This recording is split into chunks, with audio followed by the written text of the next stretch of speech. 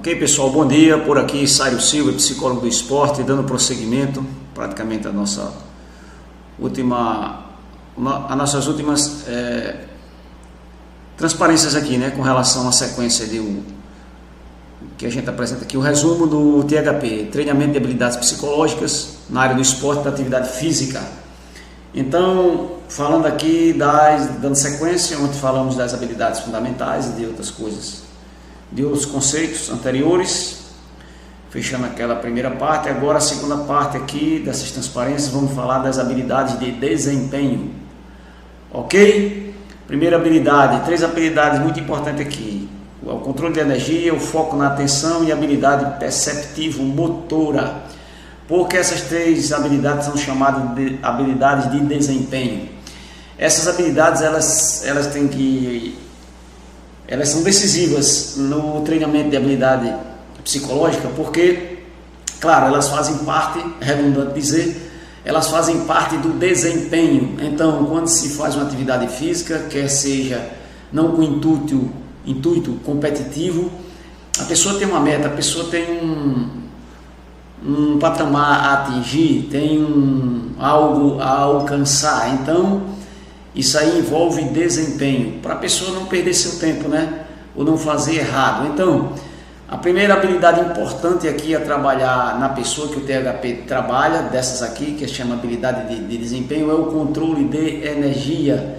Ou seja, o que é energia na pessoa? A energia é aquela pujança, é aquela força, é aquela condição básica que ela deve ostentar, tanto fisicamente como psiquicamente, como também relacionado à sua interatividade, à sua sociabilidade, para ela conseguir começar e dar continuidade àquela atividade que está fazendo, quer seja na atividade física propriamente dita, quer seja na área desportiva, ou em treinamento ou em competição real. Então, como é que a pessoa controla a energia? Ela controla a energia através de treinamento, porque se você não tiver uma noção de controle de energia, talvez você não use o seu potencial, ou seja, você não, para uma meta que você quer alcançar, você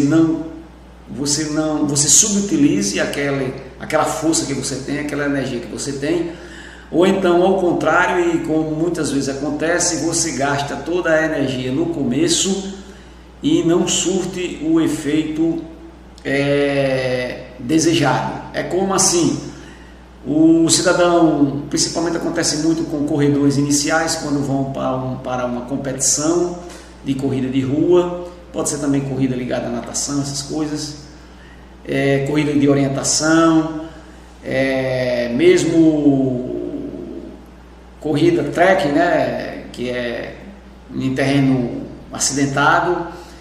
Acontece do atleta, da pessoa ali iniciante, o neófito, nesse tipo de atividade, ele gastar toda a sua energia, né? Aí vai faltar hidratação, vai faltar energia e a pessoa vai esmorecer e vai desistir. E como faz esse controle de energia? Esse controle de energia basicamente se faz com o apoio, com as técnicas, aquelas técnicas que eu falei ontem, principalmente as técnicas de relaxamento, que na realidade as técnicas de relaxamento, elas visam também o cidadão ter autonomia de controlar a energia dele, de se tranquilizar, porque uma mente calma gasta menos energia, uma mente conturbada, uma mente ativada exageradamente ou ansiosa, ela se cansa mais rapidamente, ela se exaure, a energia se exaure mais rapidamente. Então, aquelas técnicas que eu falei ontem, elas ajudam. E principalmente também as técnicas de mentalização, visualização, que você projeta com essas técnicas através dos métodos que a gente usa de autossugestão. A gente ajuda a pessoa a montar para ela um cenário, digamos assim, de antecipação do que ela vai enfrentar, controlando a sua energia, ok? Nas atividades que ela vai fazer. Depois nós temos aqui o foco na atenção, outra habilidade super importante. A atenção, que eu já falei para vocês aqui, O que é atenção? Mais uma vez, relembro, a atenção é você tomar sentido de uma informação ou do impulso que vai te chegando. Vai de acordo com o sentido envolvido, o aparelho sensório envolvido. Por exemplo, a audição. Estou aqui num ambiente super calmo, que não tem muito barulho aqui na minha sala, e é fácil eu escutar, por exemplo, lá ao fundo, o pequeno ruído do ar-condicionado, entendeu? Então, que eu tomei a atenção para isso. E a atenção também anda empareada com a percepção, ou seja, a percepção é quando você dá qualidade àquela atenção. Então, vamos dizer aqui que essa habilidade de desempenho, eu podia até estendê-la aqui para foco da atenção e da percepção. Isso em frações de segundos, você consegue qualificar, entender e saber que tipo de informação você está recebendo para você reagir a ela. Uma pessoa que não tem uma atenção, que não tem habilidade do foco na atenção, ela vai se dispersar fácil, ela vai perder a mão, digamos assim, de uma reação que ela tem que fazer, de algo que ela tem que alcançar. Por exemplo, vamos dizer que um nadador de águas abertas, uma das importâncias que ele tem que tomar, que ter atenção, é na questão da localização, ou seja, dele saber onde ele está nadando e poder visualizar, sentir, fazer aquele percurso para ele não se perder, ele visualizar a boia, as boias de sinalização. Claro, aí ele tem que ter uma visão boa, né? Tem que, se não tiver, pega um óculos adaptado, como eu faço também. Eu faço natação em águas abertas, eu uso um óculos de grau, né? Meu grau é -3. Então eu uso, mas assim, independente da correção do grau que você usa na sua máscara, se você mesmo com um grau bom, vendo bem, mas se você não tiver uma boa atenção, um foco na atenção, você se dispersa. Porque, por exemplo, nesse exemplo aí, você vai estar nadando e você vai estar com um pensamento muito disperso, ou a sua atenção para determinada coisa que não está naquele foco da competição que você está fazendo, e você vai perder tempo. A não ser que você tenha uma técnica muito apurada e você consiga recuperar. Então, a atenção é muito importante. Para outros esportes, elas são mais importantes. Então, eu cito muito a questão do jogador de basquete que vai fazer um arremesso, né, tiros livres lá na cesta, e ele tem que ter uma atenção naquilo que ele está fazendo, porque algo que ele disperse ali, vendo o sentido dele, até um pensamento invasivo ali, algo que ele não consegue se desprender para estar naquele jogo, fazendo aquele estilo livre, tirou o foco e ele perde, ok? Isso aí tudo está ligado com essa terceira habilidade aqui, que é a habilidade perceptivo-motora. Essa habilidade perceptivo-motora está ligada muito, à primeira vista, ao nosso canal sinestésico, ao tato. Então, um atleta, um praticante de exercício, o corpo dele interage praticamente a todo momento com o entorno. Então, eu falei agora de natação. A natação, quer seja em piscina, quer seja em águas abertas, o sinestésico é muito forte. Então, ele tem que desenvolver essa habilidade perceptivo-motora. Como desenvolve essa habilidade perceptivo-motora? Com os exercícios. Aí, mais uma vez digo, desde os exercícios de relaxamento, respiração diafragmática, treinamento autógeno, entendeu?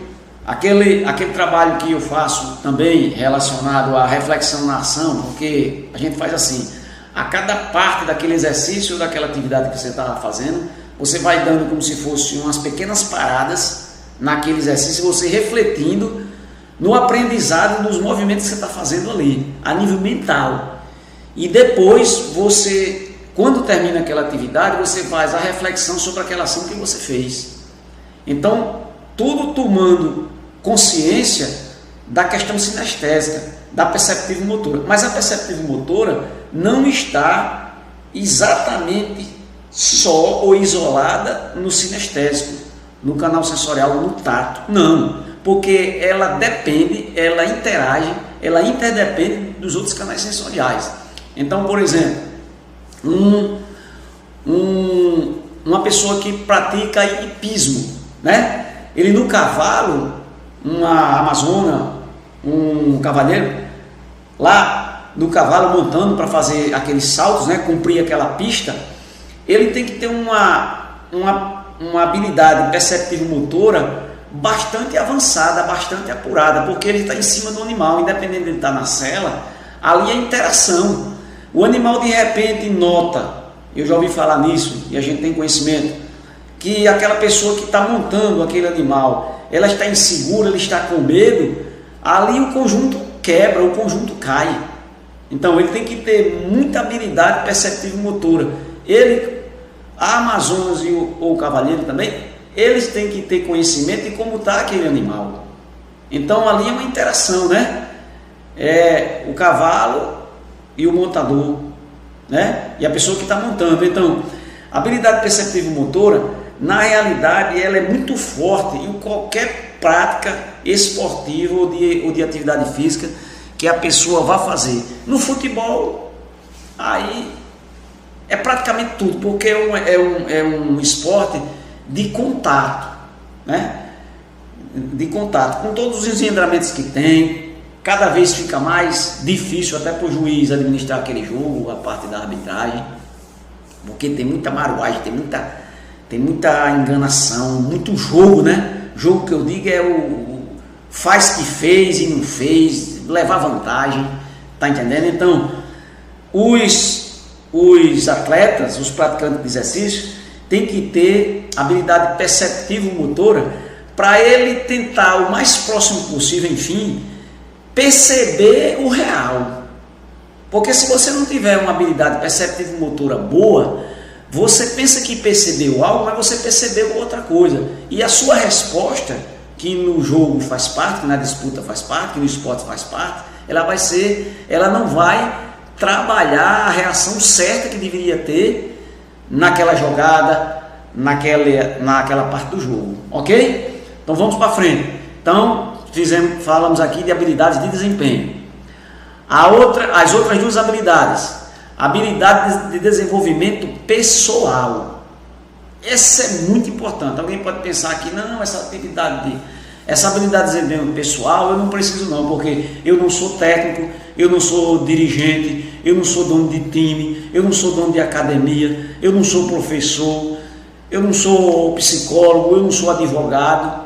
Pessoal, todo ser humano deveria atentar para essas habilidades, as habilidades de desempenho pessoal. Por quê? Porque nós somos essencialmente seres interativos. Se você tira a interação, você poda, você corta aquela pessoa, você diminui aquele ser humano. Então nós somos seres interativos. Então, essas duas características aqui, na área do esporte e da atividade física, a gente tem alcance da identidade e competência interpessoal. O que seria aqui o alcance de identidade? O alcance de identidade é mais ou menos assim. Não é que você vai mudar a sua identidade, não. Você vai ter que ser outra pessoa. Não, você vai desempenhar papéis, claro. Mas não quer dizer que a sua identidade ela vai ser afetada, vai ser... Não. Você, para aquele jogo, para aquela disputa, para aquela prática, tem um alinhamento com determinada identidade. Apenas você vai reforçar, você vai aprimorar, você vai dinamizar a sua identidade mediante os desafios e as situações daquela situação da equipe que você participa, da modalidade que você desenvolve e assim por diante. Então a sua identidade ela vai se refinando, ela vai se reforçando, até o ponto de que com a identidade forte, com o que é identidade, né? O que seria identidade? Identidade é aquilo que você representa, né? Em termos de função, em termos de pessoa, em termos de local ocupado, mediante aquele espaço. No espaço que eu estou falando aqui, é no espaço na dimensão da prática esportiva ou do exercício físico. Então você vai aprimorando. Isso aí é importante por quê? Porque quanto mais eu consolido a minha identidade mediante aquilo que eu pratico, aquilo que eu participo, no caso na área do esporte e do exercício físico, mais se torna mais fácil as minhas interações, os meus desempenhos, as minhas funções, dentro, logicamente, do que eu faço ali, dentro do meu papel, certo? Dentro da minha função. Então, o alcance da identidade, por que diz alcance? Porque é algo a ser construído. Você vai forjando com o treinamento físico, com o treinamento técnico e com o desenvolvimento das habilidades psicológicas, você vai forjando, fortalecendo, consolidando essa identidade. Daí vocês vão vendo aí as histórias de vários atletas, de várias pessoas, tá entendendo? Dentro das suas disputas, dentro dos locais que elas transitam, né? Dentro das modalidades. Você tem, se você pensar assim, rapaz, o jogador tal, da equipe tal, quando ele começou, rapaz, ele tá diferente, cara. Olha, ele tá diferente para melhor. Por quê? Aquele trabalho dele naquela equipe, mesmo rodando em várias equipes, né? O treinamento, as situações que ele enfrentou acredito que de alguma forma ele deve ter feito o THP, treinamento de habilidade psicológica, foi reforçando, foi consolidando, refinando aquela identidade dele dentro daquele esporte. Aí o cara se torna muitas vezes um líder, o cara se torna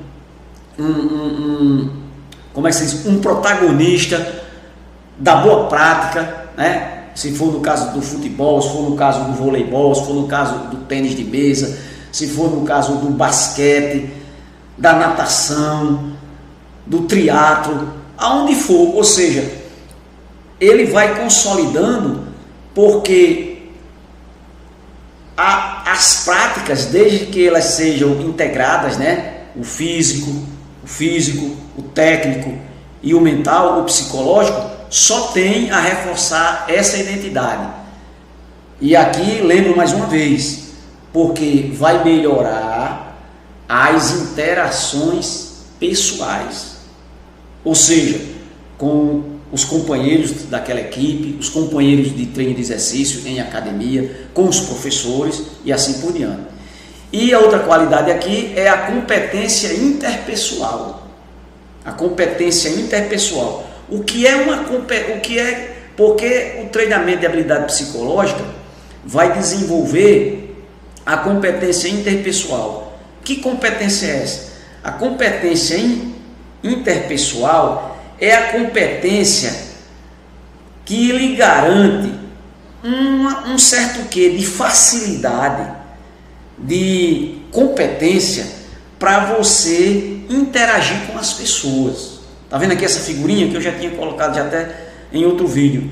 Essa professora com os alunos, essa professora com esses alunos aqui, e entre eles tem que existir a competência interpessoal, porque senão a interação não acontece. E se a interação não acontece, não avança a aprendizagem, o processo de aprendizagem aqui, dessa galerinha aqui, e também o reforço na profissionalização dessa professora.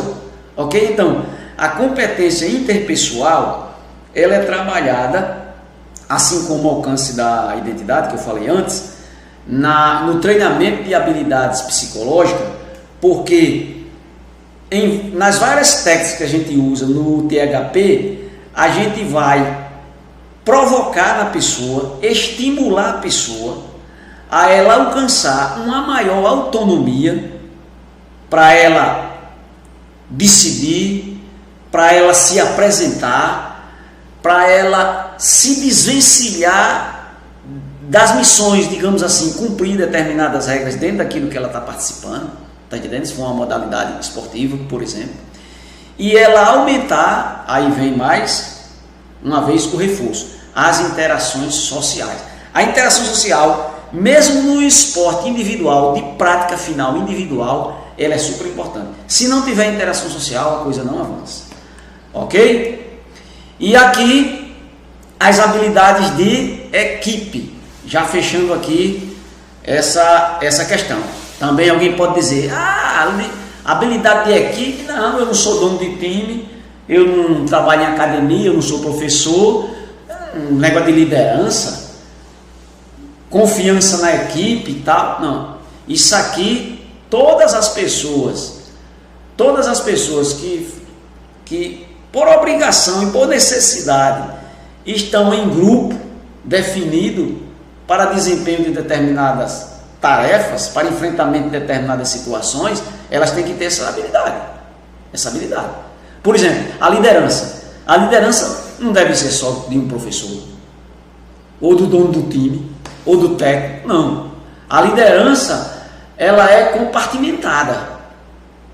Tem a liderança do técnico de futebol, por exemplo, que sobrepõe as lideranças, digamos assim, que dialoga, mas é uma liderança em outro patamar. Mas existe a liderança dentro do grupo de jogadores, dentro daquela equipe. E são essas lideranças que vão, claro, elas precisam ser trabalhadas no sentido positivo, não é minando, digamos assim, como a gente vê, né, escuta, né, ouve, digamos assim, que, por exemplo, em determinada equipe, uma liderança em um time de futebol, ela trabalhou para que o técnico caísse. Não está falando disso, está entendendo? Mas a gente está falando que a boa liderança, ela vai trabalhar de forma combinada e coerente com o técnico. Agora, digamos assim, se o técnico está se mostrando incompetente ou não tem o cabedal para tocar aquela equipe, essa liderança dentro da equipe, de certa forma, vai ter uma reação, mas as reações de lideranças fidedignas é procurar combinar, esclarecer, apontar, sugerir. Essa é a liderança positiva, tá entendendo? Então, todas as pessoas, elas são capazes, por nós, seres humanos, por nós vivemos em grupos, nós somos capazes de liderar em algum momento outras pessoas, por mínimo grupo que seja, 2, 3 pessoas, 10 pessoas, 20 pessoas, é capaz. Por quê? O que é a liderança? A liderança é você influenciar. Agora, o treinamento de habilidade psicológica procura incentivar, procura trabalhar na mente daquela pessoa que está fazendo o treinamento, é que a função de liderar, ele tem uma meta, ele tem uma organização, ela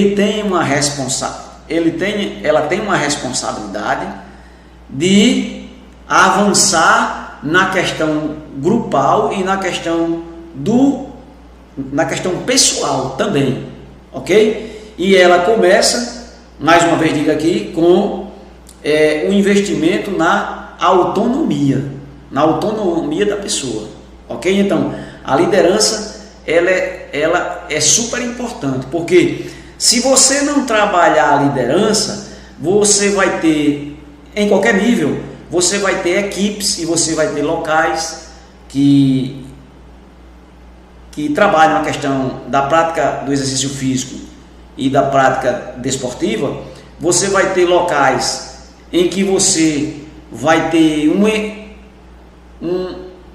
um travamento por altas disputas internas, porque, digamos assim, briga de liderança. ou você vai ter locais também travados, situações travadas, porque as pessoas de potencial que teriam que liderar determinadas situações, porque uma equipe vai enfrentar desafios, né, vencer, competir, essas coisas, mas você vai ter um travamento, porque é o potencial inibido, porque não aparece uma liderança para motivar, ok?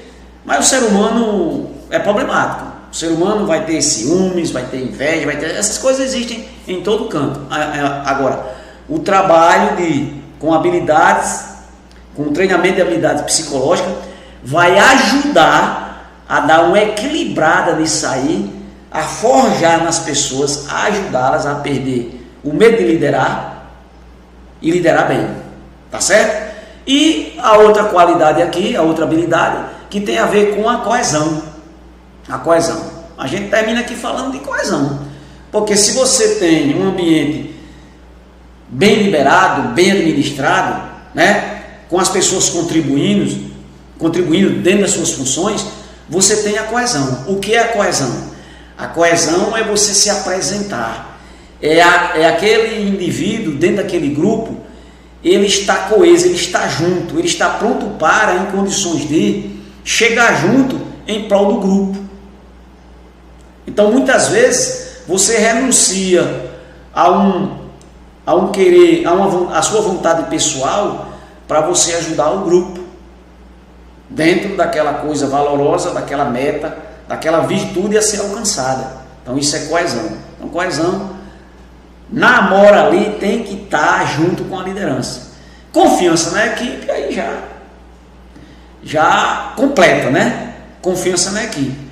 Uma equipe confiante, ela supostamente, claro, ela tem boa liderança estratégica dentro dos seus patamares, ela tem excelente coesão e se desdobra em confiança na equipe, que muitas das vezes, mesmo perdendo, mesmo não sendo alcançado aquele objetivo, o ambiente não abala, o ambiente aprende. É como eu disse ontem, nós aprendemos, nós seres humanos aprendemos mesmo quando erramos. O que a gente não pode perder é a percepção da aprendizagem contínua. Por quê? Porque a mente é a aprendizagem. Quando eu erro, quando eu deixo de aprender, não quer dizer, quando eu não aprendo uma coisa que eu me predispus a fazer, quando a minha meta não é alcançada, não quer dizer que está tudo acabado. O que eu tenho que ser capaz, e o treinamento de habilidade psicológica vai trabalhar isso, é que em todo o processo que você passa, mesmo quando você não alcança o seu objetivo, um passo ou alguns passos foram dados à frente. Mesmo se você deu um passo com erro. Por quê? Porque você aprendeu a como não fazer. Às vezes eu tenho que aprender o como não fazer para eu fazer o certo. Claro, tem uns limites nisso. Como eu falei ontem no vídeo, tem coisas que não podemos errar. Na minha profissão de origem, que eu trabalhei, muitas coisas, várias coisas, eu não poderia errar. Então eu treinava mais.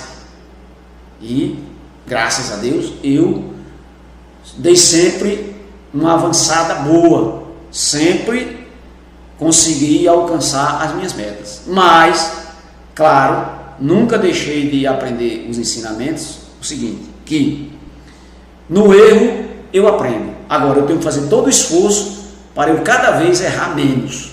Isso aí ganhando confiança. Tá certo? Terminamos por aqui essa parte e vamos para frente. Ok? Bom dia.